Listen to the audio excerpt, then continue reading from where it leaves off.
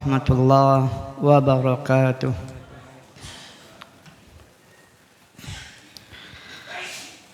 Innal hamdalillah nahmaduhu wa nasta'inuhu wa nastaghfiruh wa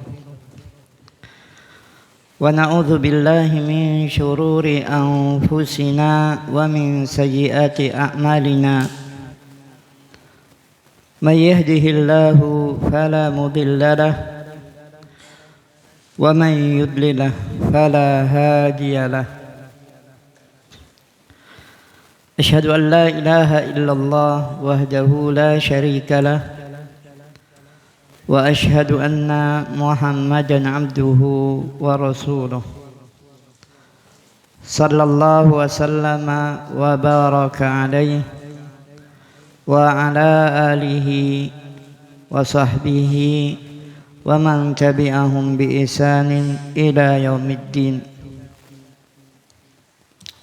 Qala Allah Ta'ala fi kitabihil karim, ya ayyuhalladzina amanu taqullaha haqqa tuqatih wa la tamutunna illa wa antum muslimun. Amma ba'd. Ikhwatul iman rahimani wa rahimakumullah. Insyaallah pada malam hari ini akan kita lanjutkan kembali kajian kita tentang kitab Asyirku fil Qadim wal Hadith, syirik di masa lalu dan masa kini, yang disusun oleh Syekh Abu Bakar Muhammad Zakaria hafizahullah. Dan kita masih membahas tentang kesyirikan yang terjadi pada kaum Nabi Isa alaihissalam. Ya, walaupun sampai sekarang kita belum membahas tentang kesyirikan itu. Pada kajian yang terakhir telah disebutkan bahwa Nabiullah Isa alaihissalam benar-benar telah melaksanakan apa yang Allah Subhanahu wa ta'ala perintahkan kepadanya, sebagaimana Allah Subhanahu wa ta'ala perintahkan kepada nabi-nabi sebelum beliau. Hal ini sebagaimana yang Allah Subhanahu wa ta'ala firmankan, walaqad ba'atsna fi kulli ummatin rasula, dan sungguh telah kami utus kepada setiap umat seorang rasul. Ani budullah wajtanibut taghut, supaya mereka beribadah kepada Allah Subhanahu wa ta'ala dan menjauhi taghut, segala sesembahan selain Allah Subhanahu wa ta'ala. Ini di dalam surat An-Nahl ayat 36. Sehingga apa yang didakwahkan atau disampaikan Nabiullah Isa alaihissalam tidaklah identik atau sebagaimana yang diyakini kaum Nasrani ataupun Kristen di masa sekarang. Nabiullah Isa alaihissalam bari atau berlepas diri dengan apa yang didakwahkan oleh orang-orang Nasrani di masa sekarang ini. Yang terakhir telah disebutkan bahwa Nabiullah Isa alaihissalam dakwahnya telah ditegakkan oleh Allah Subhanahu wa ta'ala dengan memunculkan, dengan menjadikan adanya Ansar, para penolong dakwah Isa alaihissalam yang lebih dikenal dengan Al-Hawariyun, yang juga mereka mengajak kaumnya, umatnya, sebagaimana yang dilakukan oleh Nabiullah Isa alaihissalam. Sehingga muncullah dan nampaklah agama yang mulia itu, sampai ada beberapa penguasa yang mengikutinya dan tersebar dakwahnya. Dan disebutkan bahwa hal ini berlangsung kurang lebih 3 abad. ya, 300 tahun. Namun itu tidaklah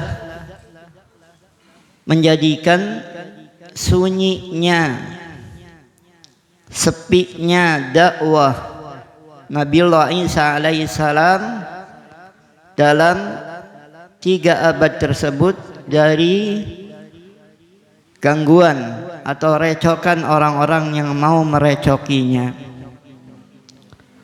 Sebagaimana di akhir-akhir masa sahabat radhiyallahu anhum ajma'in sudah muncul benih-benih firqah dhalah, benih-benih firqah sesat.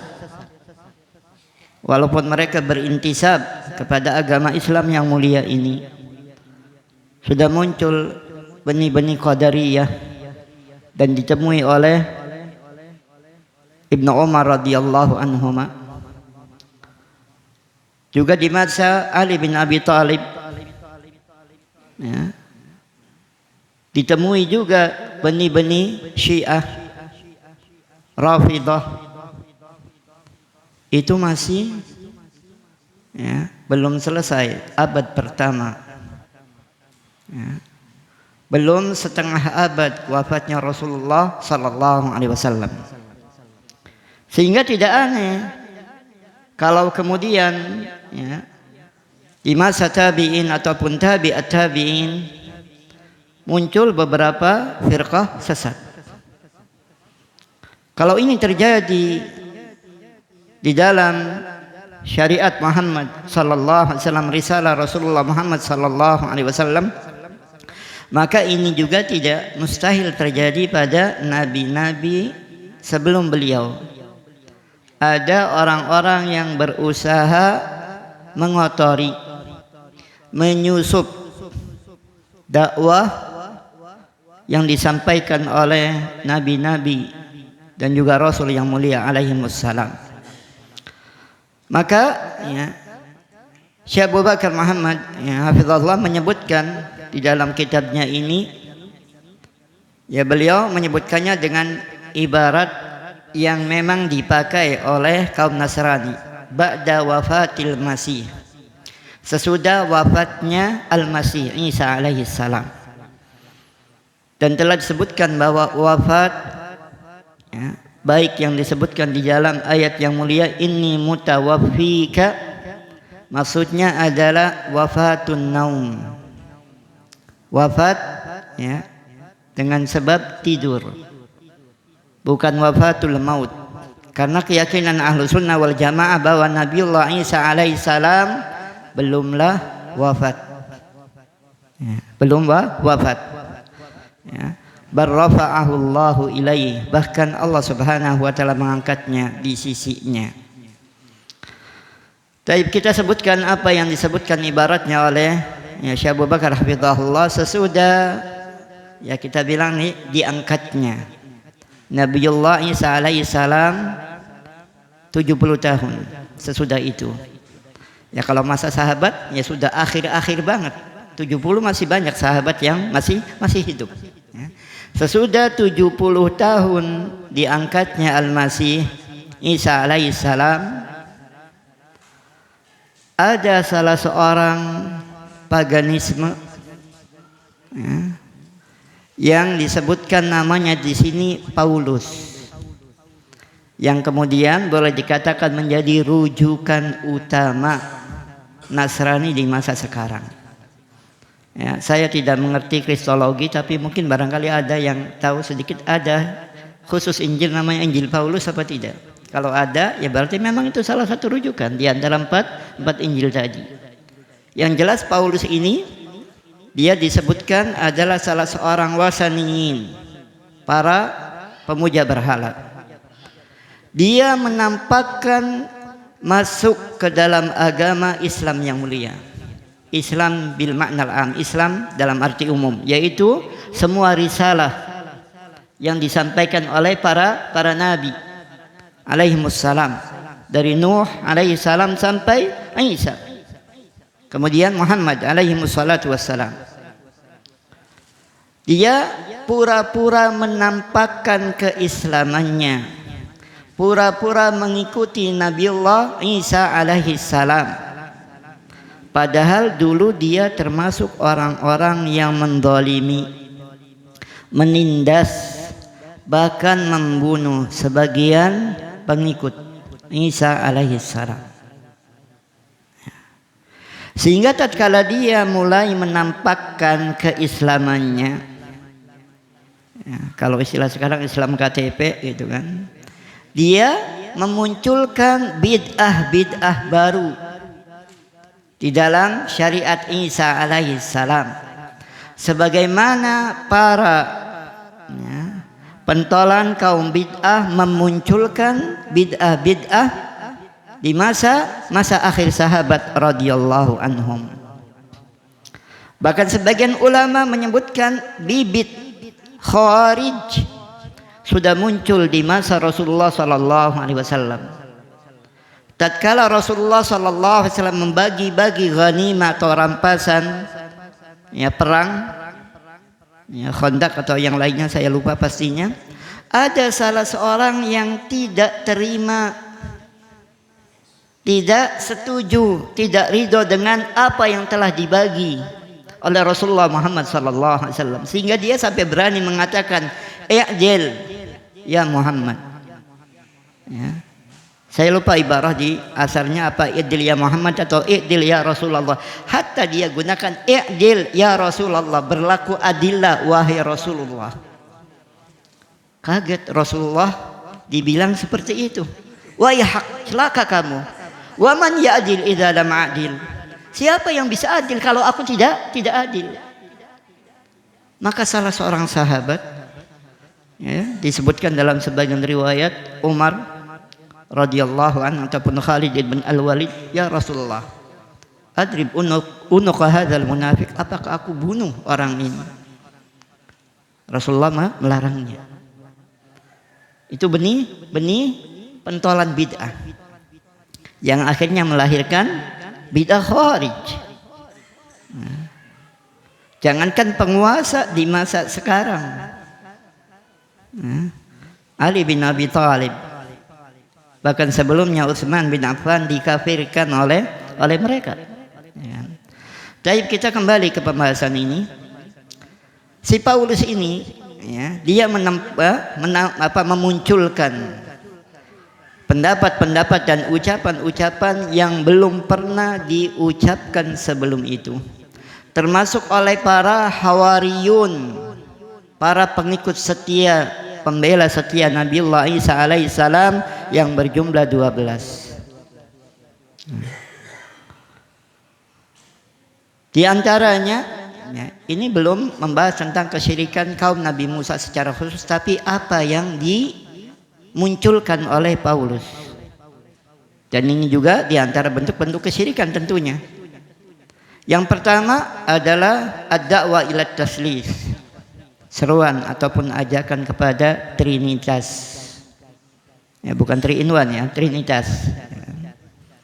Yang dalam konsep mereka, ya, ada tiga Tuhan. Nanti detailnya ya disebutkan secara detail, tapi malah saya baca sendiri bingung.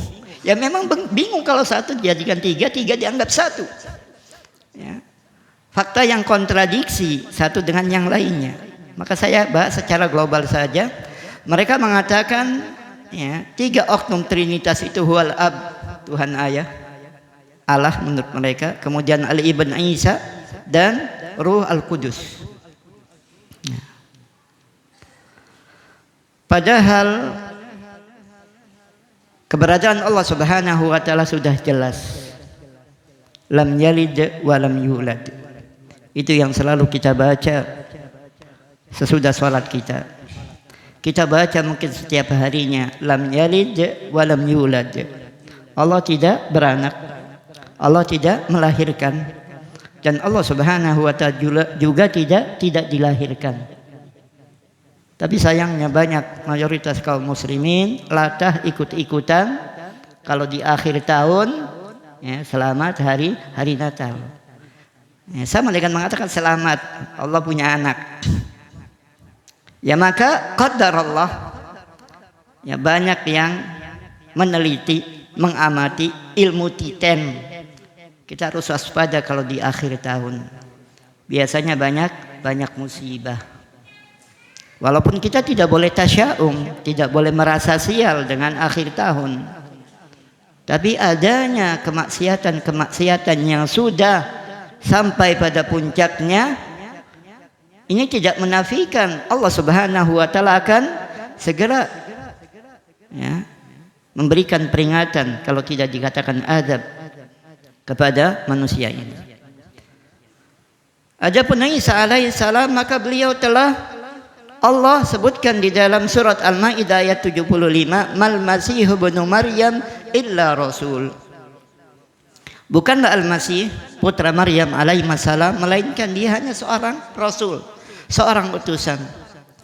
Qad khalat min qablihi rusul, telah lewat sebelumnya para utusan-utusan. Ya, baik nabi-nabi yang terkenal ataupun tidak. Ada Musa, ada Nuh, Ibrahim, dan yang lainnya alaihimussalam. Qad khalat min qablihi rusul, telah lewat sebelumnya para rasul alaihimussalam. Wa ummuhu siddiqah, dan ibunya Maryam alaihissalam adalah siddiqah, seorang wanita yang sangat jujur. Dan Rasulullah sallallahu alaihi wasallam juga menyebutkan bahwa Isa alaihissalam adalah Abdullah wa rasuluh, hamba Allah dan utusannya. Abdullah fala yu'bad, karena dia adalah seorang hamba Allah, fala yu'bad, maka tidak boleh diibadahi. Namun beliau juga wa rasuluh, dan juga rasulnya. Fala yukadzab, maka tidak boleh didustakan, justru harus dibenarkan. Kalau mendustakannya saja tidak boleh, apalagi menganggapnya sebagai anak zina misalnya, wal iyadzubillah. Dan beliau juga adalah wa kalimatuhu alqaha ila Maryam wa ruhum min. Dan Isa alaihissalam juga adalah kalimat yang Allah Subhanahu wa taala berikan kepada kepada Maryam. Allah ciptakan Isa alaihissalam bi kalimat, dengan kalimat kun fayakun, jadilah, maka jadilah dia. Sementara Ar-Ruhul Qudus menurut mereka itu adalah oknum yang ketiga atau unsur yang ketiga dari Trinitas tadi, as-salut atau at-taslis. Dan menurut mereka Ruhul Qudus ini bukanlah makhluk. Mereka menisbahkan sifat-sifat ketuhanan kepada Ruhul Qudus ini. Kalau dari literatur Islam, maka Ruhul Qudus yang menurut Nasara itu bukanlah Jibril alaihissalam. Sementara Ruhul Qudus atau kalimat ar-ruh dulu secara umum, kalimat ar-ruh di dalam Al-Quranul Karim bisa artinya lawannya jasad. Kalau jasad itu raga kita, raga ini tidak ada artinya tanpa ruh. Dan itu yang Allah isyaratkan dalam surat Al-Isra ayat 85. Wa yas'alunaka 'anir ruh, dan mereka bertanya kepadamu wahai Rasulullah tentang ar-ruh. Qulir ruhu min amri rabbi, katakanlah wahai Rasulullah, ruh itu urusan Rabbi, urusan Rabbku, urusan Allah Subhanahu wa taala. Wa ma utitum minal ilmi illa qalila, dan tidaklah kalian diberi ilmu melainkan sedikit saja. Kalimat ar-ruh dalam ayat yang mulia tadi artinya adalah diddul jasad, lawannya jasad, bukan Jibril alaihi salam. Kalimat ar-ruh juga bisa maksudnya adalah Jibril alaihi salam. Apalagi kalau dimudhafkan, dinisbahkan kepada kalimat Al-Quds, atau disifati dengan kalimat Al-Amin. Ar-Ruh Al-Amin atau Ruh Al-Quds, atau dengan kalimat ruh itu juga. Kalau tadi dengan ar-ruh saja bisa artinya jasad, lawannya jasad. Bisa juga kalau yang disebut di dalam Al-Quran itu ar-ruh saja, alif lam ra wawu ha, ar-ruh. Itu bisa juga maksudnya adalah Jibril alaihissalam. Seperti ya, dalam ya, dua ayat yang mulia yang sering kita dengar. Yauma yaqumur ruhu wal malaikatu shaffa. Pada hari di mana ar-ruh yaitu Jibril alaihissalam dan juga semua malaikat berdiri berbaris dalam surat An-Naba. Dan juga dalam surat Al-Qadr, tanazzalul malaikatu war-ruhu fiha. Para malaikat dan juga ar-ruh itu Jibril alaihissalam, mereka semua turun pada Lailatul Qadar, turun dari langit. Itu dengan kalimat ar-ruh juga, sama dengan ruh jasad tadi. Tapi kita harus bedakan mana ar-ruh artinya lawannya jasad, maaf, dan mana ar-ruh maksudnya Jibril alaihissalam.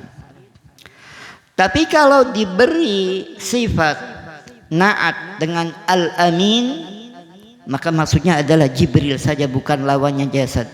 Seperti dalam surat Asy-Syu'ara ayat 193. Nazala bihir ruhul amin.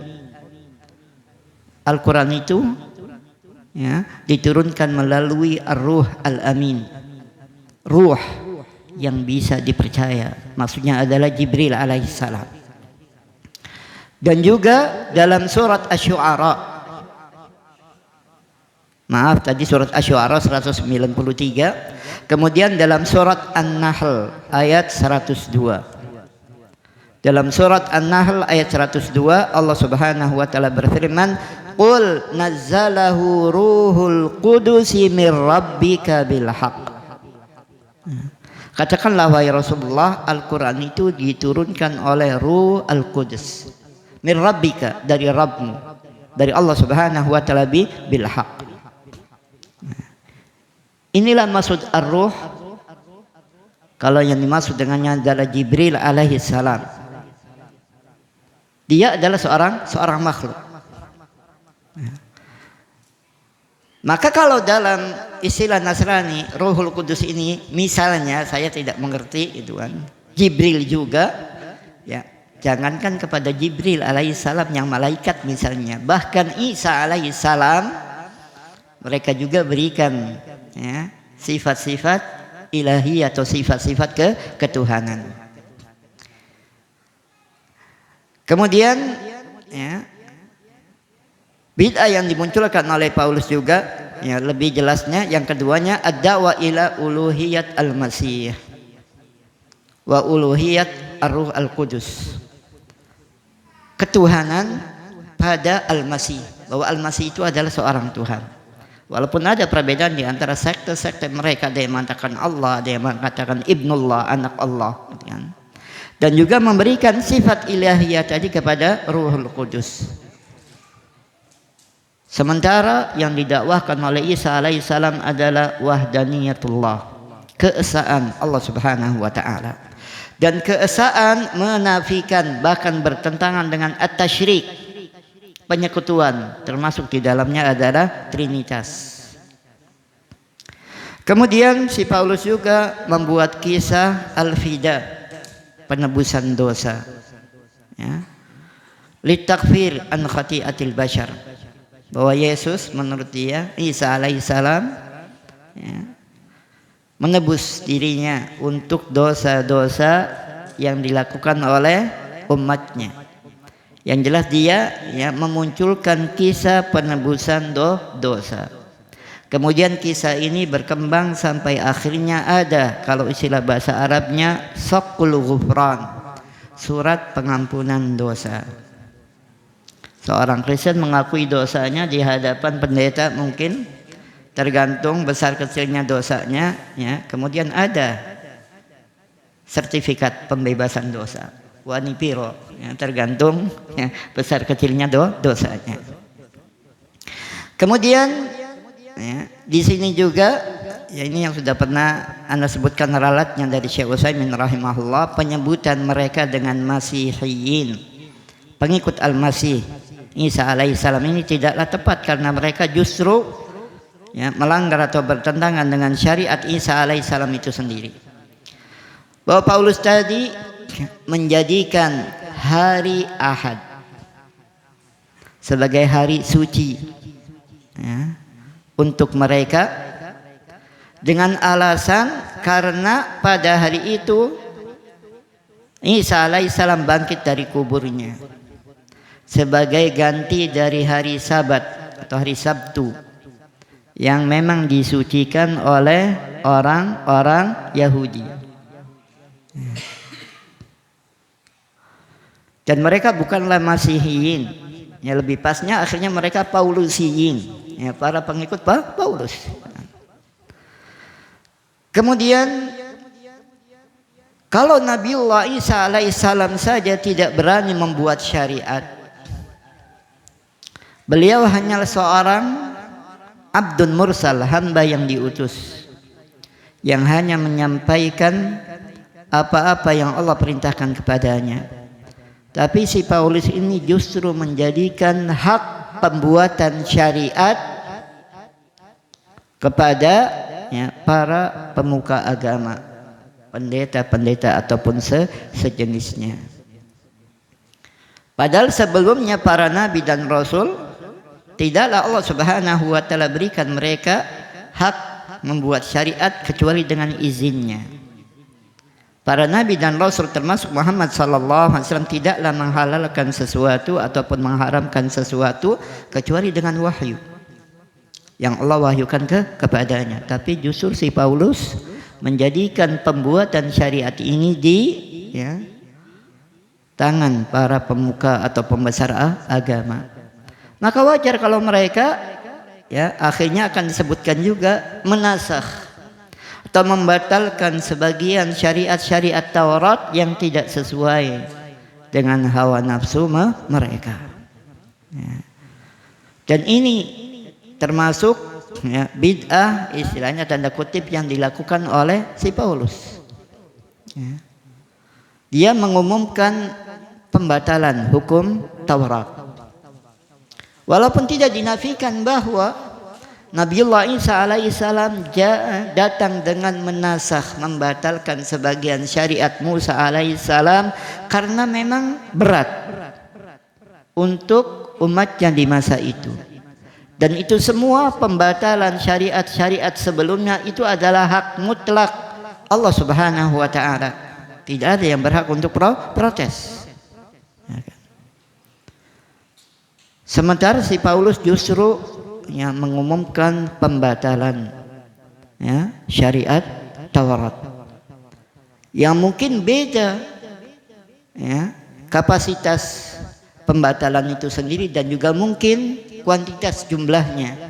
Mungkin Nabiullah Isa alaihissalam hanya membatalkan apa-apa dari syariat Taurat, syariat Musa alaihissalam yang memang Allah Subhanahu wa taala batalkan dengan kehendaknya.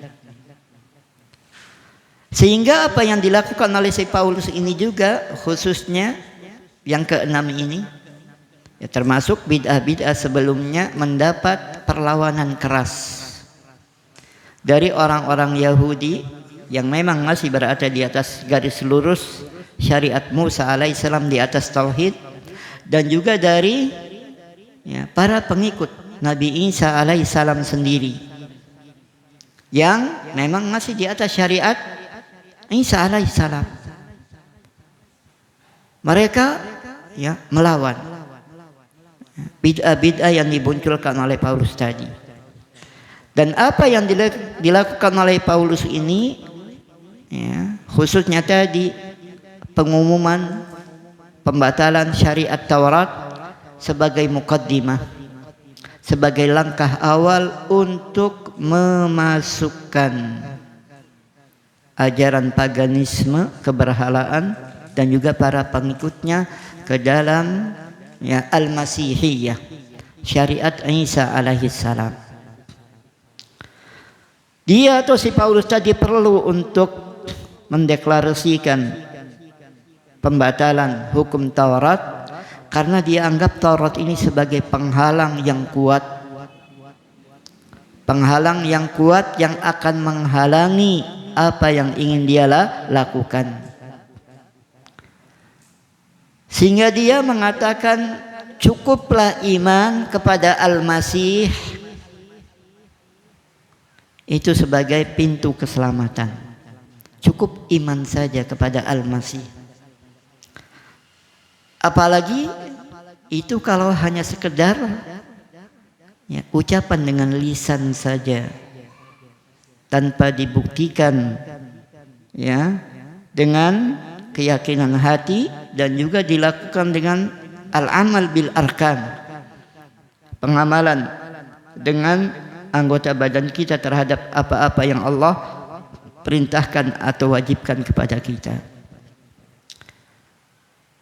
Dan bid'ah seperti ini juga al-iman ya, cukup bil qaul saja, dengan ucapan saja ya, masuk ke dalam ya, firqah-firqah yang menasabkan diri mereka kepada agama Islam yang mulia.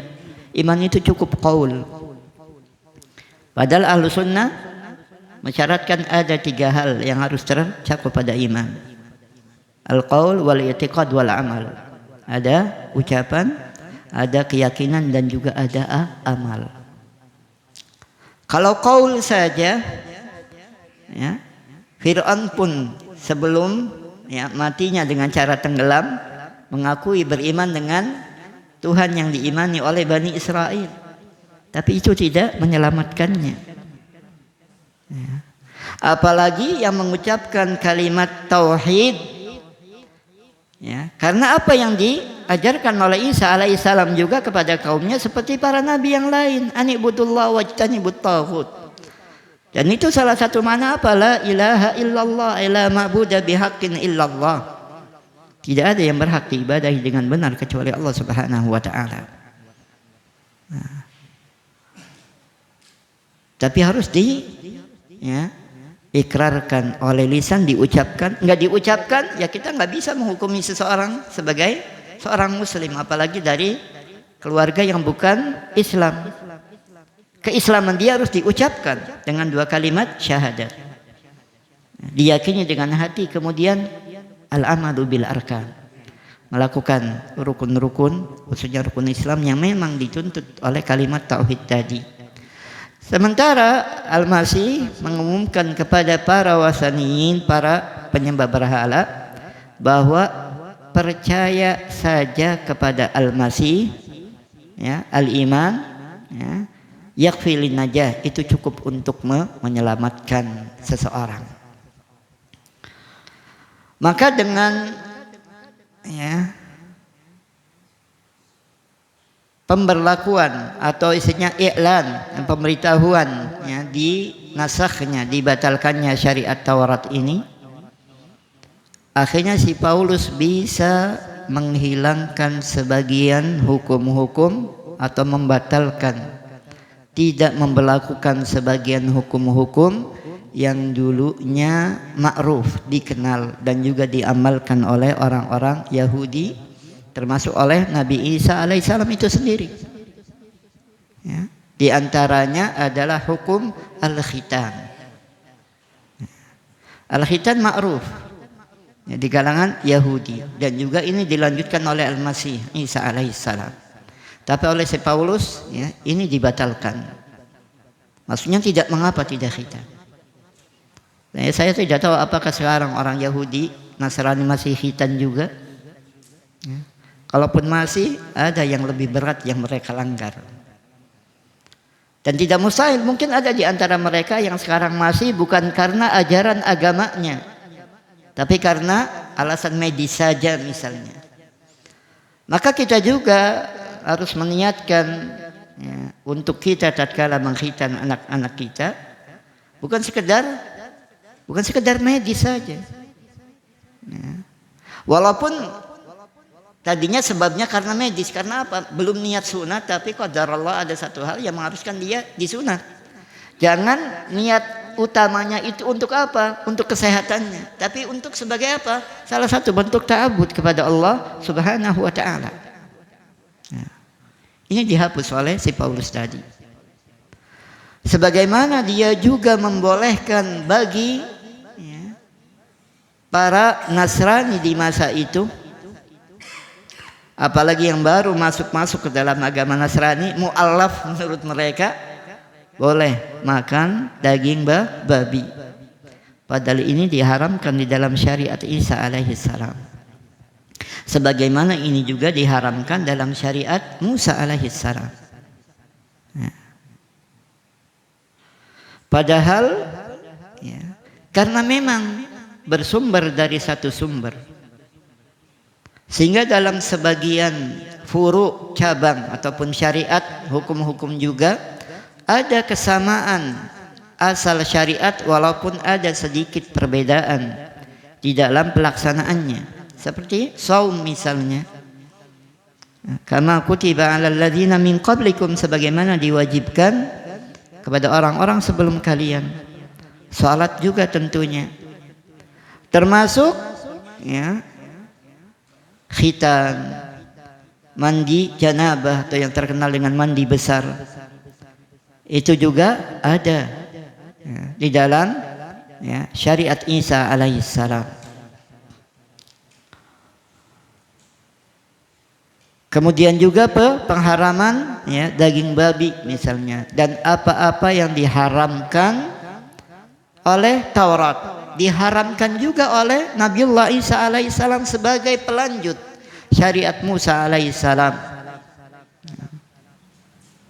kecuali apa-apa yang memang telah dihalalkan oleh Allah Subhanahu wa taala ya, kepada ya, sebagian syariat Isa alaihissalam.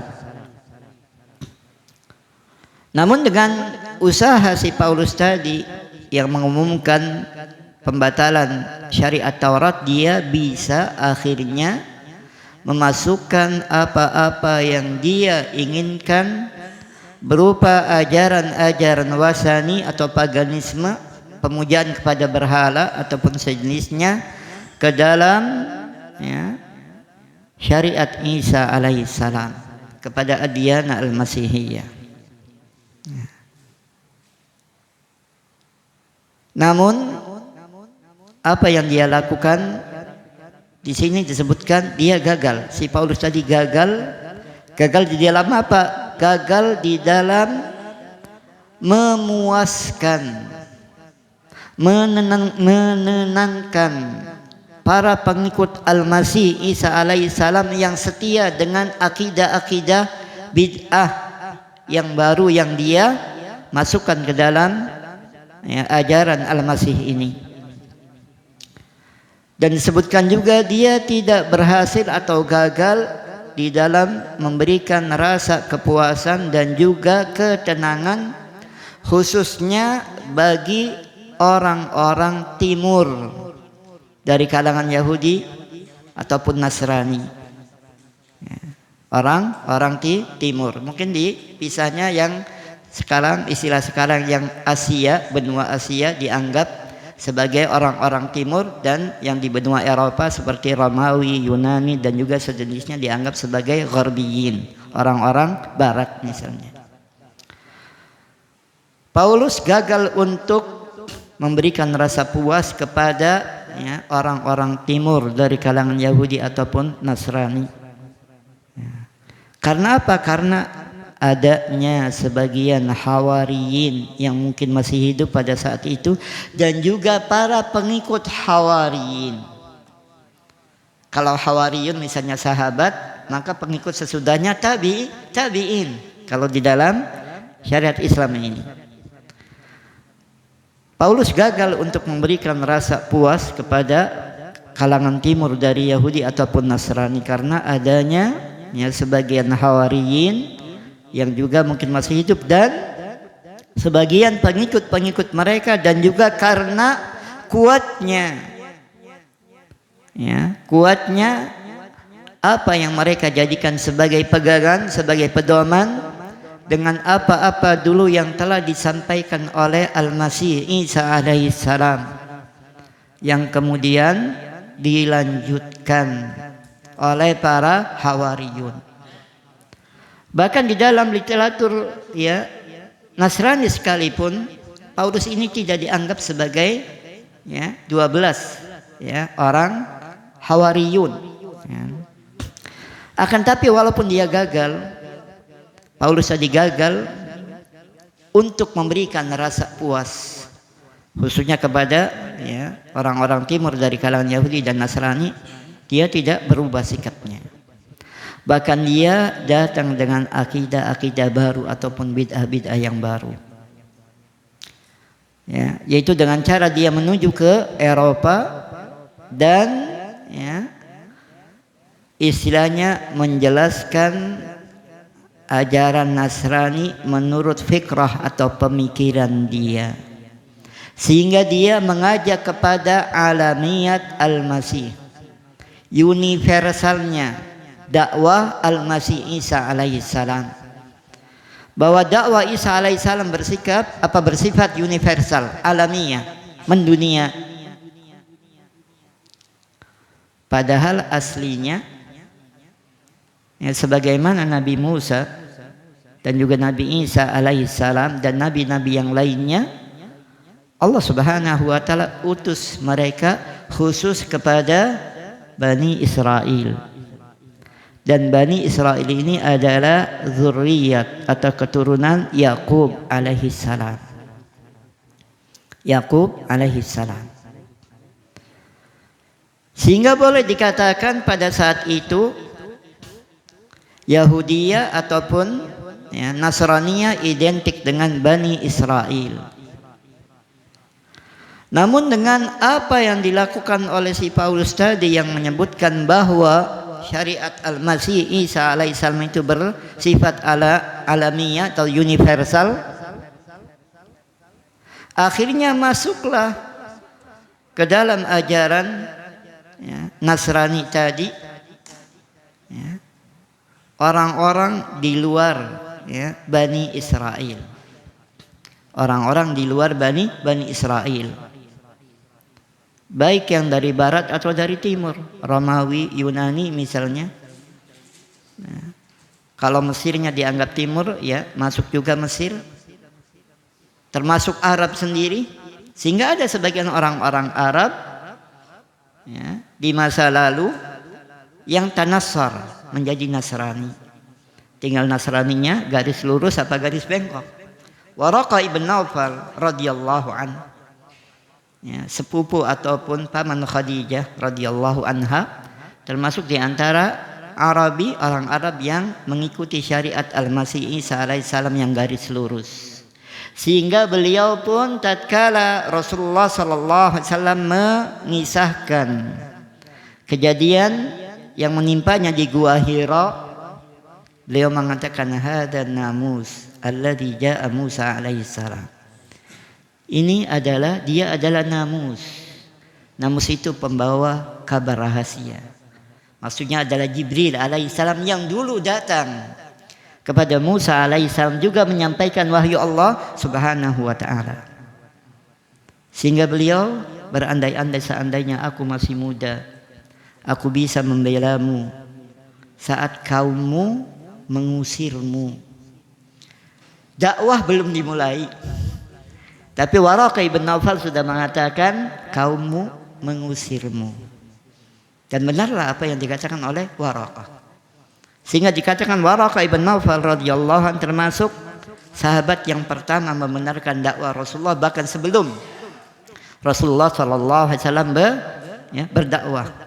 Sehingga tidak sedikit ulama-ulama yang memasukkan beliau kepada ya, kalangan sahabat radhiyallahu anhum. Dan Rasulullah pun mengatakan kita dilarang untuk mencela Waraqah ibn Naufal karena beliau memiliki ya, 2 istana di surga, atau kama qala sallallahu alaihi wasallam. Tapi khotul iman rahimani wa rahmakumullah, ya insyaallah ya pembahasan ini masih akan dilanjutkan sesudah dikumandangkan adzan isya. Aku qouli hadza wa astaghfirullah li wa lakum.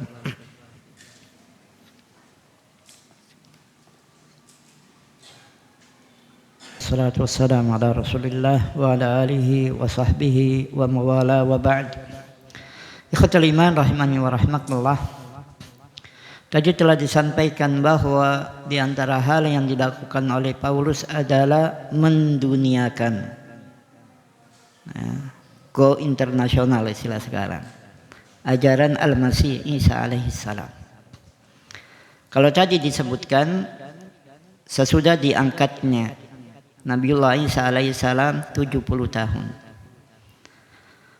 Kalau kita katakan atau kita anggap ya, kelahiran Isa alaihissalam tahun 1 Masehi misalnya.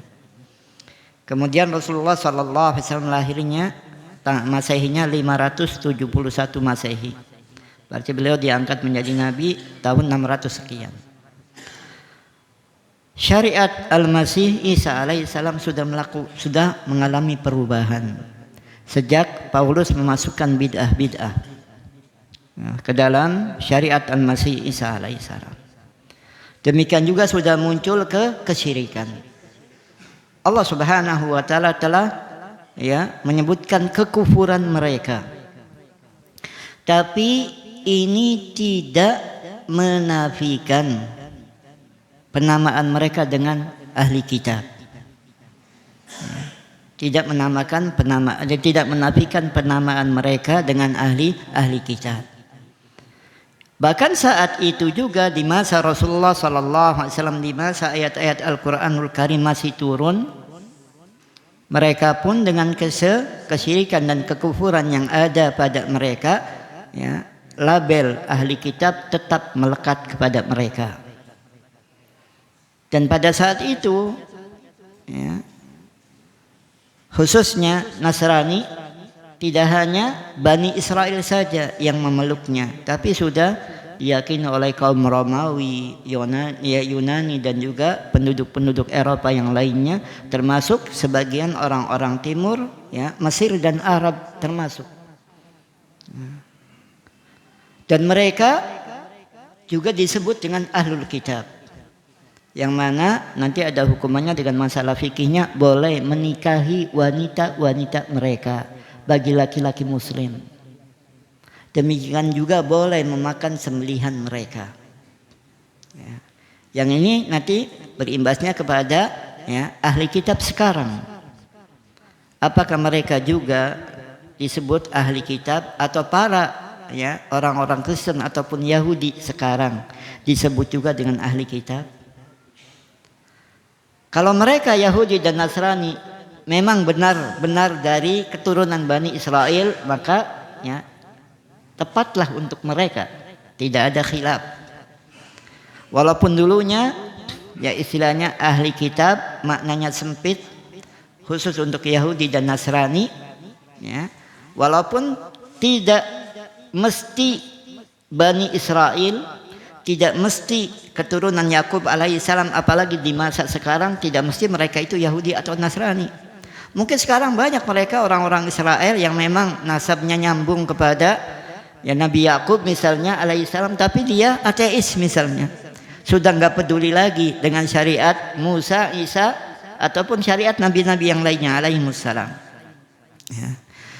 Jadi sekarang siapapun dari bangsa manapun, kalau dia mengikuti, ya, mengikuti ajaran yang diyakini oleh Bani Israel ataupun Nasrani Yahudi, mereka mengambil nisbah itu. Jadi mereka juga disebut sebagai ahli kitab, walaupun bukan dari kalangan Bani Israel.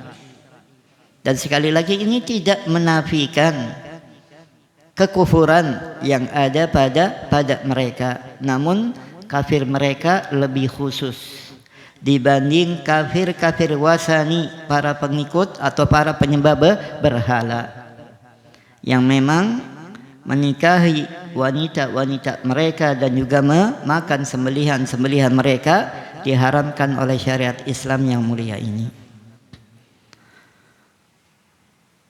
Maka untuk amannya kaum muslimin, khususnya muslimat, ya, jauh lebih banyak daripada jumlah muslimin. Jangan berpikir untuk menikahi ahli kitab, ya. Karena apa? Kita juga diperintahkan oleh Rasulullah sallallahu alaihi wasallam di antara 4 hal yang wanita dinikahi, karenanya adalah fadfar bizatid din taribat yadak. Maka pilihlah orang yang memiliki agama yang bagus. Bukan hanya sekedar Islam, tapi solehah istilah sekarang. Bagaimana mungkin soleha kalau istrinya seorang Nasrani, walaupun Nasrani taat istilah sekarang. Apa yang kita harapkan dari pernikahan kita? Keturunan, anak. Apakah kita bisa membentengi anak-anak kita dari pengaruh ajaran Nasrani atau Yahudi, ibunya yang selalu mendampinginya setiap saat? Sehingga pantas kalau Umar bin Khattab radhiyallahu anhu di masa beliau melarang sebagian sahabat untuk menikahi orang-orang Yahudi ataupun Nasrani, karena pengaruhnya nanti kepada siapa? Kepada anak. Apalagi di masa sekarang yang surplus muslimat. Sehingga dia mengatakan kalau sekarang setiap laki-laki memiliki 4 istri saja itu masih banyak. Ya, wanita-wanita yang tidak bersuami. Kemudian kalau sembelihan, kalau masih banyak teman-teman kita yang bisa ya menyembelih dan juga lebih aman, lebih tenang, mengapa kita cari yang tanda kutip bermasalah? Ada pasukan namanya ya, walaupun viralnya di Idul Adha ya, Juleha ya. Walaupun nama ini dipermasalahkan oleh sebagian orang, maksudnya Juleha juru sembelih halal, sudah dapat sertifikasi juga itu kan.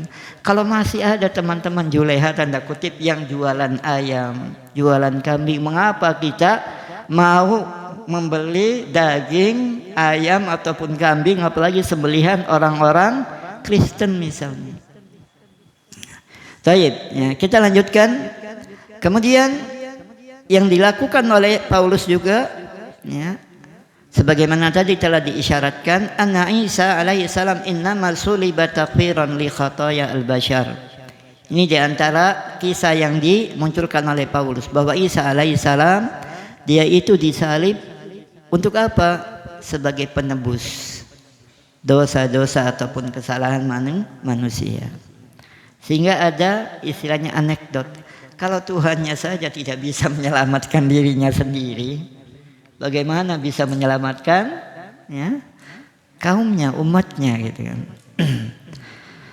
Ini diantara mabadi ya, permulaan-permulaan yang didatangkan, dimunculkan oleh Pak Paulus.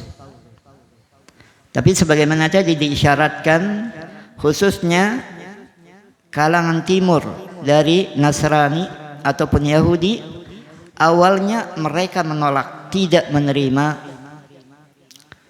menerima ya seruan si Paulus tadi. Bahkan ini juga disebutkan Paulus mengakuinya sendiri dalam salah satu surat yang dia kirimkan, nggak tahu ini dengan tulisan Arab dibacanya Timurawes apa Thomas apa Allah alam. Ya.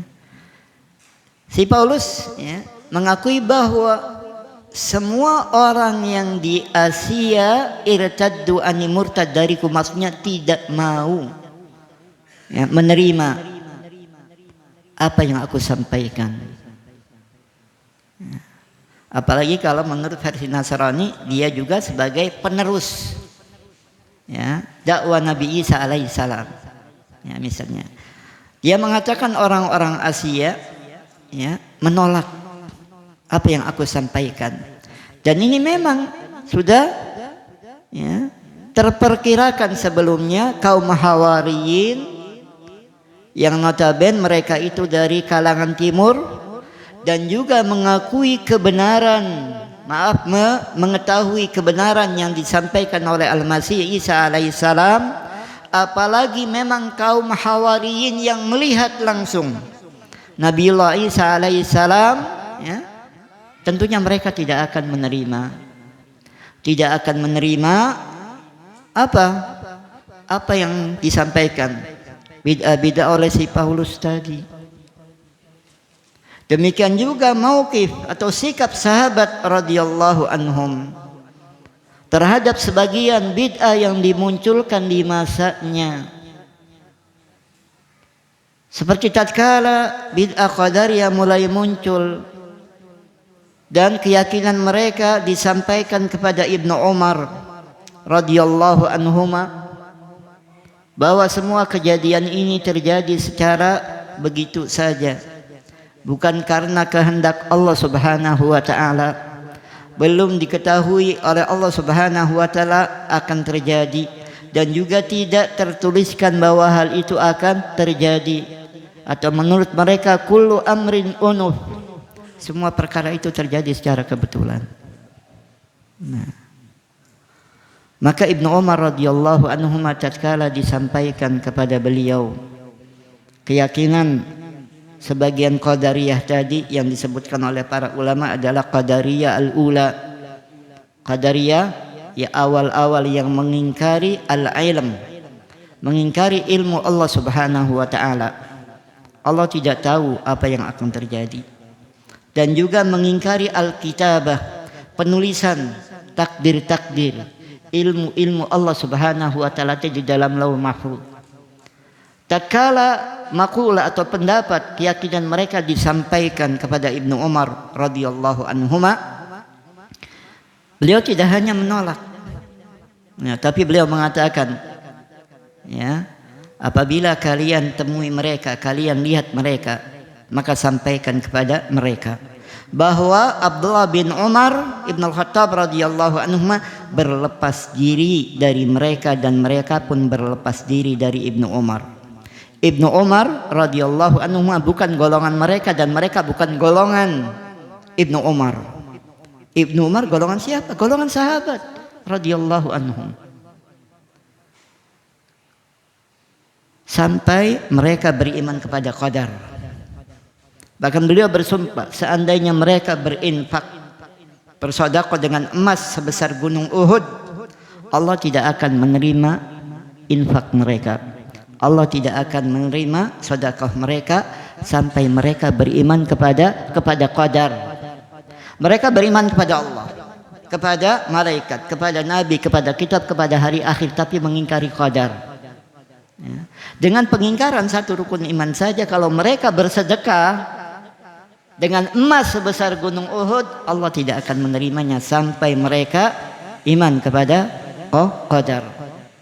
Maka memang seperti itulah seharusnya sikap seorang muslim tatkala ya muncul di tengah-tengah mereka bid'ah, hal-hal yang baru yang tidak ya, disampaikan oleh para nabi dan rasul alaihi wassalam yang Allah Subhanahu wa taala utus ya ke tengah-tengah kaumnya.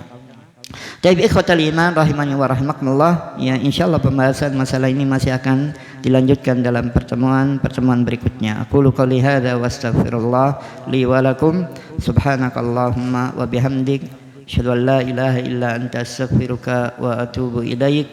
Wassalamu alaikum warahmatullahi wabarakatuh.